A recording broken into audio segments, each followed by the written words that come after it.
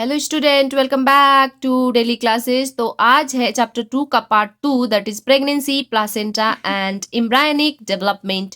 तो सबसे पहले हम बात करेंगे तो प्रेगनेंसी का, है ना।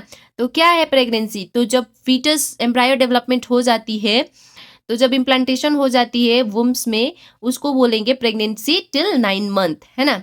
और प्लासेंटा क्या है उसके बारे में भी हम विस्तार से देखेंगे। तो देखते हैं डेफिनेशन। तो pregnancy is the condition in which a female carries a developing embryo fetus inside her uterus। मतलब फीमेल अपने अंदर यूटेरस को कैरी करती है 9 मंथ तक, उसको प्रेगनेंसी बोलते हैं, ठीक है। तो प्रेगनेंसी के दौरान क्या क्या चेंजेस होते हैं उसको देखेंगे हम। तो what happen after implantation? Implantation के बाद क्या होता है? Endometrium become thick and vascular.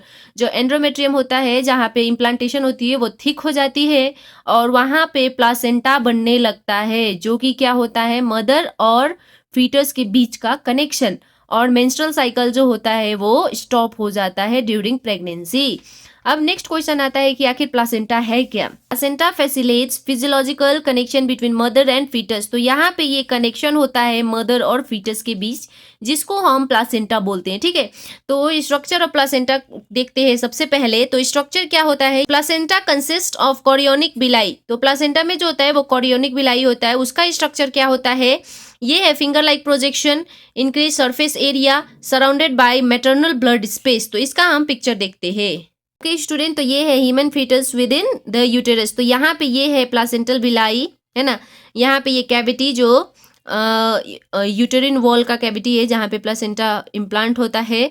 Yo York sock है, दिस इज एम्ब्रायो। ये जो है एम्ब्रायो है, ग्रोइंग एम्ब्रायो। और ये जो है एम्ब्रायो और प्लासेंटा को जो कनेक्ट करता है उसको बोलते हैं umbilical cord with its vessel. तो आई होप ये पिक्चर आपको क्लियर हुई होगी। तो यहाँ पे एक नोट है, chorionic villi are the structural and function unit of placenta. जैसे कि cell is the functional unit of life, वैसे ही यहाँ पे कोरियोनिक विलाई जो है वो फंक्शनल यूनिट ऑफ प्लासेंटा है, ठीक है। तो फंक्शन ऑफ प्लासेंटा देखते हैं कि प्लासेंटा का आखिर फंक्शन क्या होता है। कनेक्शन तो है मदर और फीटस के बीच, लेकिन फंक्शन क्या होता है? तो इसका काम है रेस्पिरेशन करना। लाइक बच्चे में कैसे रेस्पिरेशन होगा, बच्चे तक न्यूट्रिशन पहुंचाना और एक्सक्रीशन भी करना, ठीक है। प्लासेंटा कुछ हार्मोन रिलीज करता है, ठीक है। तो उसको बोलते हैं HPL, HCG, oestrogen and progesterone. तो यहाँ पे क्वेश्चन आया हुआ है PYQ में, name hormone secreted by placenta. तो आप ये चारों लिख सकते हैं, ठीक है। नेक्स्ट आता है अम्बिलिकल कॉर्ड। जैसे मैंने पिक्चर में दिखाया कि अम्बिलिकल कॉर्ड जो होता है वो प्लासेंटा और फीटस के बीच का कनेक्शन होता है, तो उसी को बोलते हैं अम्बिलिकल कॉर्ड। इसका फंक्शन क्या होता है कि ये फीटस तक न्यूट्रिशन, ऑक्सीजन पहुंचाता है और वेस्ट मटेरियल रिमूव करता है, ठीक है। तो अब पढ़ते हैं एम्ब्रायनिक डेवलपमेंट क्या है। It is the process by which zygote develop into foetus. तो वो जो जाइगोट होता है फर्टिलाइजेशन के बाद, जिसमें वो डेवलप होके फीटस बनता है, तो उसको बोलते हैं एम्ब्रायनिक डेवलपमेंट, ठीक है। तो सबसे पहले जाइगोट होता है, जिसको हम एम्ब्रायो बोलते हैं अप टू 8 वीक्स, लेकिन आफ्टर 8 वीक्स क्या बोलेंगे? उसको फीटस बोलते हैं, ठीक है। तो आप नोट में लिख सकते हैं कि after 8 weeks of pregnancy embryo is called foetus. Before 8 weeks ये एम्ब्रायो कहलाता है और आफ्टर 8 वीक्स फीटस बोलते हैं, ठीक है। तो प्रेगनेंसी के कुछ पार्ट्स भी होते हैं, जिसको हम 3 पार्ट्स में डिवाइड किया गया है प्रेगनेंसी में, जिसको हम ट्राइमेस्टर बोलते हैं, राइट। तो सबसे पहले होता है फर्स्ट ट्राइमेस्टर, जो कि 0 से 3 मंथ्स तक होता है। लाइक प्रेगनेंसी जब स्टार्ट हो जाती है तो 0 से 3 मंथ्स तक फर्स्ट ट्राइमेस्टर बोलते हैं। और उसमें क्या क्या होता है? Major organs start forming. जो फीटस है हमारे डेवलपिंग एम्ब्रायो, जो बच्चा है अंदर पेट के, उसमें मेजर ऑर्गन फॉर्म स्टार्ट हो जाता है। Heart begins to beat. जैसे कि 40 दिन पे हम बच्चे का पता लगा सकते हैं कि कोई लेडी प्रेग्नेंट है कि नहीं, उसी टाइम बच्चे का हार्ट बीट होने लगता है 40 दिन के अंदर आफ्टर प्रेगनेंसी, ओके।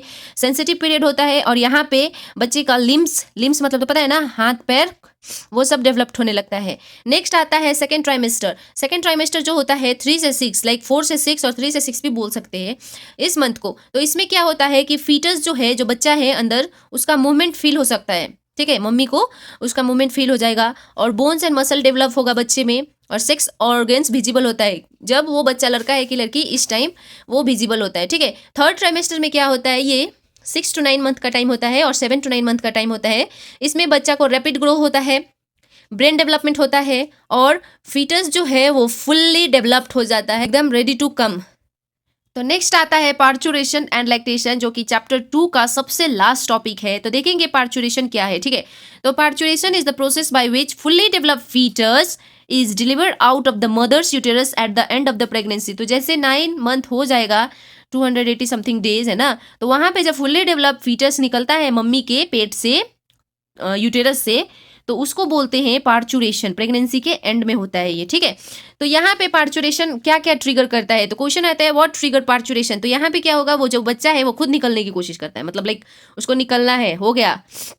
यहाँ पे और क्या होता है, स्ट्रेचिंग ऑफ यूटेरिन वॉल। यूटेरिन वॉल जो है वो स्ट्रेच होने लगता है, और यहाँ पे मेन काम जो होता है वो हार्मोन्स का होता है जो कि रिलीज होने लगता है। और यहाँ पे कौन कौन से हार्मोन पार्चुरेशन को कंट्रोल करते हैं उसको देखते हैं। तो यहाँ पे मेन होता है ऑक्सीटोसिन, जिसको की हार्मोन भी बोलते हैं, ठीक है। और ऑक्सीटोसिन जो है वो पोस्टीरियर पिट्यूटरी से रिलीज होता है, सिक्रेटेड होता है, और इसका काम क्या है, स्ट्रॉन्ग यूटेरियन कंट्रैक्शन, जिसमें बच्चे को बाहर निकलने में मदद होती है। तो सबसे की हार्मोन जो क्या है वो ऑक्सीटोसिन है, ठीक है। इसका काम है स्ट्रॉन्ग यूटेरियन कंट्रैक्शन, ठीक है। तो सबसे पहले देखेंगे हम स्टेज ऑफ पार्चुरेशन। तो इसमें 3 स्टेज होते हैं। तो स्टेज 1 क्या है, डायलेशन स्टेज, ठीक है। आखिर बच्चे का जब बाहर निकलने का समय होता है तो उसमें कौन कौन से स्टेज होते हैं, ये है। तो सबसे 1 स्टेज इज डायलेशन। इसमें क्या होता है, सर्विक जो है डायलेट हो जाता है, मतलब बड़ा होने लगता है, और माइल्ड कॉन्ट्रैक्शन होता है, मतलब थोड़ा थोड़ा दर्द होना स्टार्ट होता है पेट में, बिगिंस। और स्टेज 2 क्या है, एक्सपोल्जन स्टेज। यहाँ पे क्या होता है, स्ट्रॉन्ग यूटेरिन कंस्ट्रक्शन होता है, यहाँ पे बहुत जोर से यूटेरिन कंट्रैक्शन होता है ऑक्सीटोसिन के कारण। और यहाँ पे जो है हमारा fully develop embryo, that is baby, comes out through birth canal, ठीक है। स्टेज 3 जो है वो है प्लासेंटल स्टेज, जिसमें क्या होता है, जो प्लासेंटा होता है बच्चा और मम्मी के बीच का कनेक्शन, वो बाहर निकलता है, एक्सप्लेल्ड आउट, एंड एंड ऑफ वहाँ पे पार्चुरेशन एंड होता है, ठीक है। Next come lactation. तो लैक्टेशन क्या है, जैसे कि मैंने पहले बताया था, मेमोरी ग्लैंड में बच्चे को दूध पिलाना, राइट।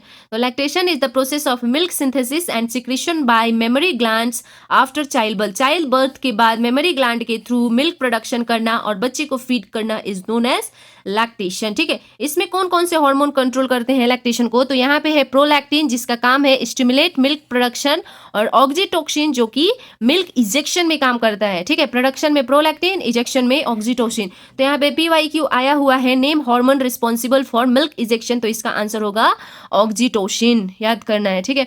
नेक्स्ट आता है कोलोस्ट्रम। तो कोलोस्ट्रम क्या है, तो colostrum is the first milk produce immediately after child birth. तो जब चाइल्ड बर्थ होता है तो फर्स्ट फ्यू डेज में जो होता है ना, लाइक फर्स्ट मिल्क और फर्स्ट फ्यू डेज मिल्क, जिसमें कोलोस्ट्रम होता है। कोलोस्ट्रम का फीचर क्या है, येलोइश होता है ना, येलो इन कलर होता है, और रिच इन एंटीबायोटिक्स होता है, और इसका काम क्या है, बच्चे में इम्यूनिटी देना। और यहाँ पे डॉक्टर लोग बहुत से सजेस्ट करते हैं कि जब बच्चा जन्म ले तो उसको ब्रेस्ट फीडिंग किया जाए। तो उसका एडवांटेज क्या है, तो अगर बच्चे में ब्रेस्ट फीडिंग किया जाए तो क्या होता है, उसमें उसको न्यूट्रिशन मिलती है, सबसे हाई होता है, क्योंकि कोलोस्ट्रम मिल्क होता है और वो रिच इन न्यूट्रिशन है। तो इसीलिए जो कि कोलोस्ट्रम मिल्क की वजह से और माँ के दूध की वजह से न्यूट्रिशन बच्चे में प्रोवाइड होती है बहुत अच्छे से।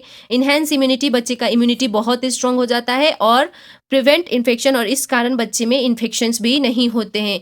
तो आइए देखते हैं अब ये दोनों टॉपिक से रिलेटेड PYQs। ओके स्टूडेंट, तो ये है important PYQ related to pregnancy, placenta and embryonic development. तो यहाँ पे 1 और 2 मार्क्स में आया है डिफाइन प्लासेंटा, नंबर 2 में है name hormone secreted by placenta, तो इसका आप लिख सकते हैं, है ना। नंबर 3 है what is gestation period in human, मतलब बच्चे को कितने दिन तक वुम्स में रखा जाता है, that is known as gestation.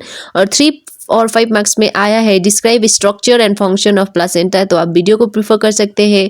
Explain stage of embryonic development, तो नेक्स्ट देखेंगे हम पार्चुरेशन एंड लैक्टेशन से रिलेटेड PYQs। ओके, तो 1 और 2 मार्क्स में है डिफाइन पार्चुरेशन, तो आराम से हो जाएगा। Name hormone responsible for milk secretion, what is colostrum, तो ये भी आप बहुत अच्छे से कर सकते हैं। 3 और 5 मार्क्स में explain hormonal control of parturition, तो ये भी आप वीडियो से देख के आराम से लिख सकते हैं। नंबर 2 है describe lactation and it's hormonal regulation, तो ये भी आप वीडियो को प्रीफर कर सकते हैं।